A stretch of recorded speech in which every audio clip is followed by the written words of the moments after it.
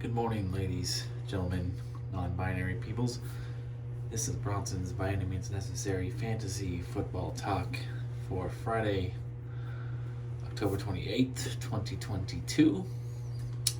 This will be my running back spikes and yikes video for week 8. I have decided to film it here early in the morning. The sun hasn't even come up yet, which is really weird because it's 7:30 in the morning. The sun should be up by now. I'm gonna get it done now so I can focus just on, us, maybe going out, getting some work done, some Ubering, finish packing, get ready to go.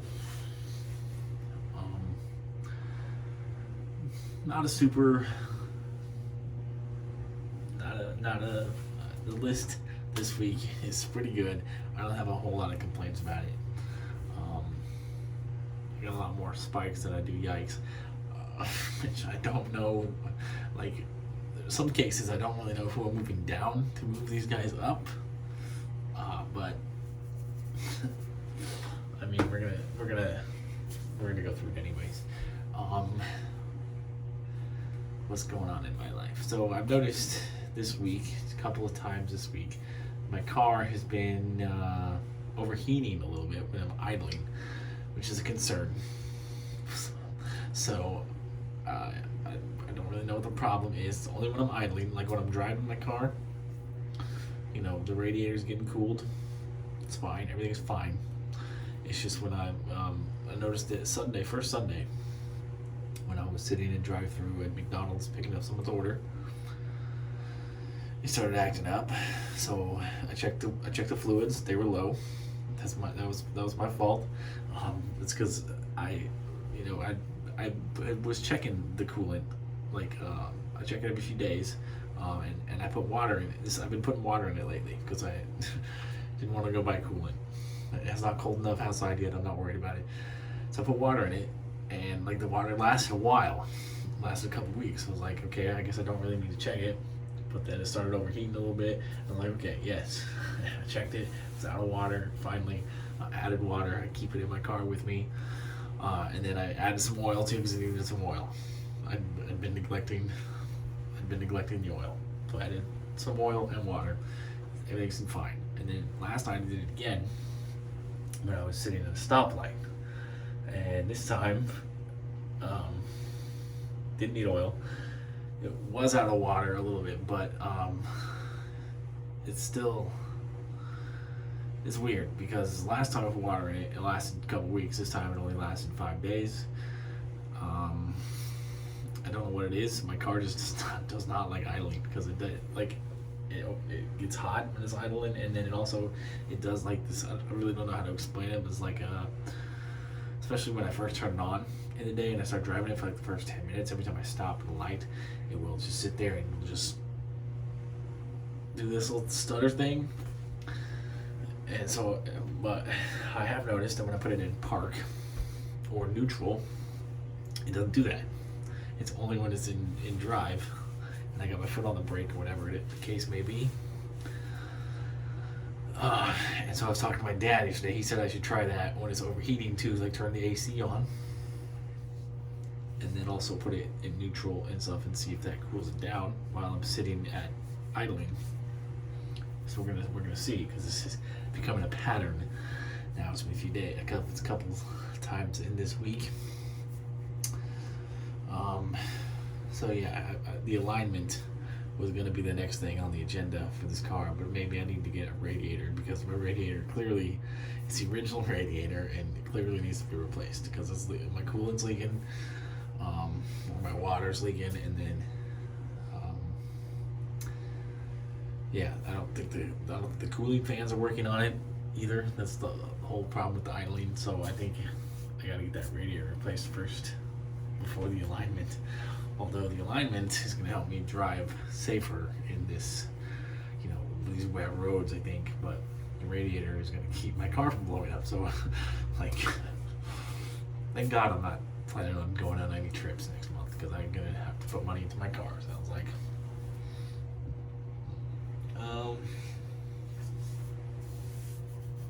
Alright, well, I don't have much else to say. Let's get to it. your top 30 list for week 8. This does not include any players in last night's game. Leonard Fournette will not be on this list. Gus Edwards. I don't think Gus Edwards would be on this list anyway. Buccaneers was a tough matchup for him. But yeah, no Leonard Fournette on this list. So let's get to it. Your running back ones for week 8. Saquon Barkley's number 1 again in Seattle against the Seahawks. 2, we got Derrick Henry at the Texans. 3, we got Josh Jacobs, who is questionable, but all indications are he will play. But don't take my word for it, because last time I thought Josh Jacobs wasn't going to play, he did play. So maybe I say he's going to play, maybe he won't play. I don't know. Josh Jacobs number 3 on the list so far this week. Number 4, Christian McCaffrey against the Rams. Christian McCaffrey's back where he belongs in the top 5 after being horrendously undervalued last week. 5, we got Alvin Kamara versus the Raiders. 6, we got Joe Mixon at Cleveland. 7, we got Jonathan Taylor versus the Commanders. 8, we got Dameon Pierce versus the Titans. 9, we got Nick Chubb versus the Bengals. And 10, we got my boy Dalvin Cook against the Cardinals. Your wide receiver 2s for week 8. At 11, starting with 11, we got Travis Etienne versus the Broncos. The backfield is all his now in Jacksonville. Travis Etienne is finally going to get unleashed, something that fantasy managers have been waiting for all year. 12, we got Kenneth Walker versus the Giants. 13, we got Tony Pollard. He's climbing up this list this week against the Chicago Bears because everybody is assuming that Ezekiel Elliott is not going to play. He's still listed as questionable. There's still a chance he could play because he's a guy who doesn't really miss a whole lot of time. He's very durable, but he hasn't practiced yet this week.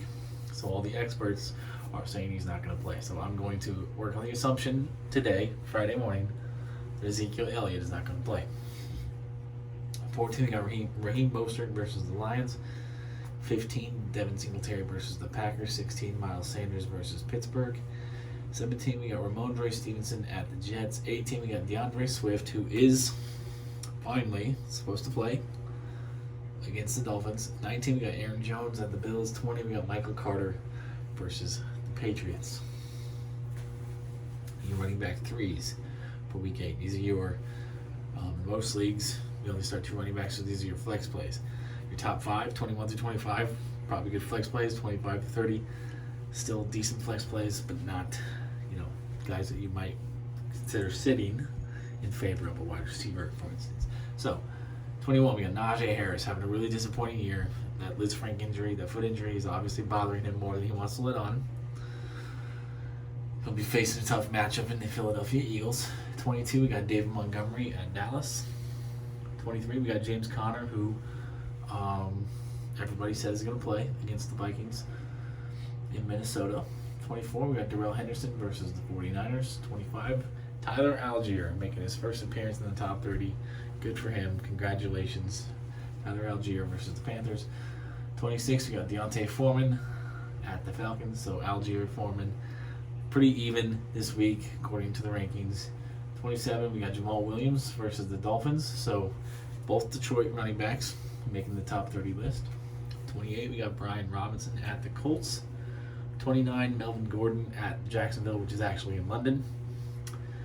So it'll be early in the morning, 6:30 in the morning for Pacific time. And then 30, we got Kareem Hunt versus the Bengals. So both Browns running backs making an appearance in the top 30. All right, my yikes. I do have just 2, and then I have 4 spikes actually. So my yikes, starting with number 13, Tony Pollard. I know that Tony Pollard's very good, very dynamic, very explosive. If you give him 20 touches a game, who knows what he could do. He could have a huge game. However, we don't know that for sure. We've never seen Tony Pollard get the kind of workload. We're not sure Tony Pollard can handle that kind of workload. The Bears' defense is decent enough. I feel, especially with how great Tony Pollard is in the passing game, I feel like if Zeke Elliott does miss this game, Tony Pollard is not going to get the huge workload. It's going to be a very pass-heavy game script for Dak Prescott, for Kellen Moore. Kellen Moore, if Kellen Moore had his way, the offensive coordinator for the Cowboys, they'd pass the ball every single play. So but when you have a back like Ezekiel Elliott out there, a guy who's a workhorse. Sorry, I gotta fix my sock. I don't know what the hell the deal is every time. My sock on my right foot every single day. It's always messed up. Alright. When you have a back like Zeke Elliott, you want to give him the ball, because it helps manage the clock and it wears down the defense. But when you don't have a guy like Zeke Elliott out there, Kellen Moore is going to try to light it up through the air. I'm concerned about Tony Pollard not getting a big enough workload to be a top 15 running back. So he's outside my top 15 this week. And then my other yike is going to be Michael Carter. If there's a week that Michael Carter will be a very fantasy relevant running back, it's going to be this week because there's no Breece Hall and James Robinson isn't acclimated to the offense yet. But personally, I don't believe Michael Carter is very good. That's why Breece Hall was easily breeced. You like that play on words there? Breeced by him on the depth chart.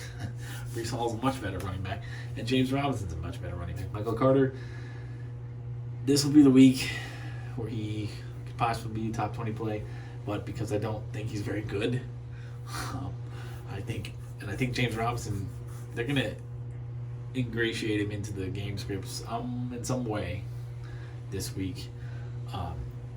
So Michael Carter's still a flex play for me, high-end flex play. I would definitely have him 21, 22. So I'm not knocking him that much. Actually, I'd probably have him behind Ajay. I'd have him behind David Montgomery. I'd have him behind James Conner. I'm putting him at 23 because I'm moving one of those guys up into my top 20 this week. So Michael Carter at 23 for me. Still a high-end running back 3. Still a high-end flex play, but not a top 20 back in my opinion. For my spikes, starting with DeAndre Swift. I said this last week. If DeAndre Swift plays, he's a top 10 back. Probably top 5 back.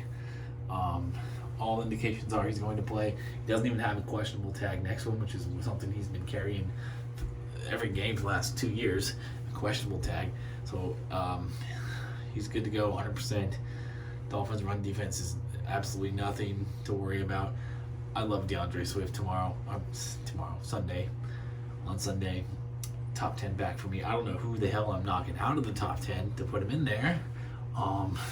Maybe Dameon Pierce. I think that he's going to struggle against the Titans. But Dameon Pierce still running back 2 for me. High-end running back 2.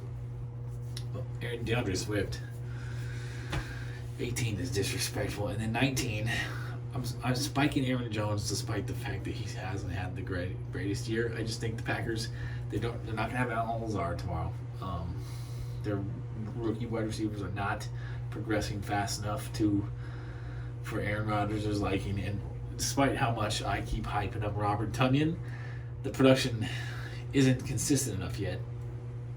So there's really nobody the Packers have to rely on in the passing game. So if the Packers want to have a chance, have a prayer in this game against Buffalo, they're going to have to rely on their running backs very heavily. So Aaron Jones, for me, is getting spiked into the top 15 just because I think, even though I like watching the Packers be miserable and suck, I think that Matt LaFleur is moderately smart, and he's going to realize, especially, he wants to you're going to want to keep the ball out of Josh Allen's hands. You're going to want to try to manage the clock to keep, because I really feel like the Packers don't have a prayer in this game. So if they want to have any chance, you're going to have to get the ball to Aaron Jones and A.J. Dillon both. I'm spiking them both. A.J. Dillon way down at 41. He is just tumbling down these rankings. But I got A.J. Dillon as a flex play because much of a Packer hater as I am, I'm high on both of these backs. Aaron Jones, A.J. Dillon, love them both. Drafting them both a lot of places. I need the production from them. I need both of them to step it up. And I think this is the week where they both finally become big time fantasy factors. So spiking them both. And then my last spike is going to be David Montgomery. We saw I was kind of right. Last week was kind of a Khalil Herbert week. It's going to be a David Montgomery week. I think the Bears, David Montgomery, I'm moving him ahead of Michael Carter. I'm putting him in the running back 2 conversation. I'm putting him at 20. And I know that's not a huge jump, 22 to 20. But when the cutoff line between 20 and 22 is running back 2 and running back 3, it's a bit of a spike. David Montgomery, when he's healthy, when he gets a full workload, is a pretty consistent running back 2. I shouldn't say when he gets the workload. He always gets the workload. He always gets enough volume to be in the running back 2 conversation. The problem is Khalil Herbert is kind of stealing some touchdowns from him. But I think this is going to be a David Montgomery touchdown week. So David Montgomery, running back 2 for me, not a flex play for me. All right, that's it. I am going to I need to take a shower. I need to shave this scalp before I leave town. I got things to do. So it's always a pleasure to talk to you. Hope it's always a pleasure to hear me talk. But I'm going to call it a day. So peace, love, and nacho fries. I will see you on Tuesday with the waiver wire video.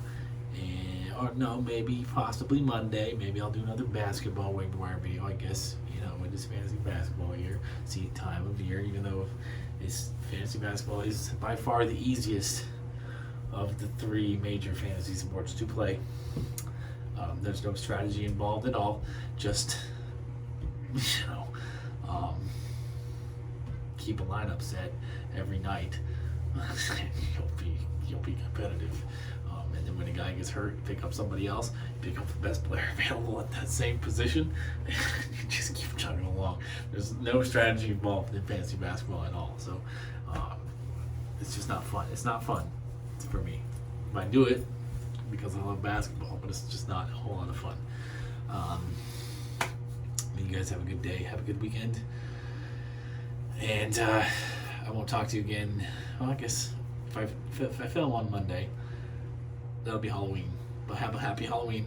Have a safe Halloween weekend. I know some of you will be partying. Some of you will be at a corn maze or something that I have never been able to do. I have never ever had a date on Halloween.